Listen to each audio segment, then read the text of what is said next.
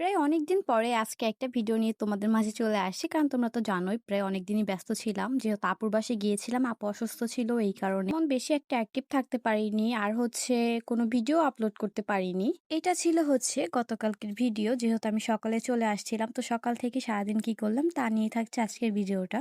ছিল যেদিন আমি চলে আসছি, গতকালকের ভিডিও ছিল। গতকালকে সকাল সকাল উঠে এখানে হচ্ছে আমি ডাল রান্না করে নিয়েছি আলু দিয়ে। আর হচ্ছে কিছু রুটি বানিয়েছিলাম। দেন হচ্ছে নাস্তা করে তারপর হচ্ছে রওনা দিয়ে দিয়েছি। আর যেহেতু এখন দেখো বাইরের আবহাওয়াটা কিন্তু খুবই রোদ ছিল। আমরা যখনই কাছাকাছি গিয়েছি গাড়িতে উঠবো তখনই খুব বৃষ্টি, ঝড় বৃষ্টি।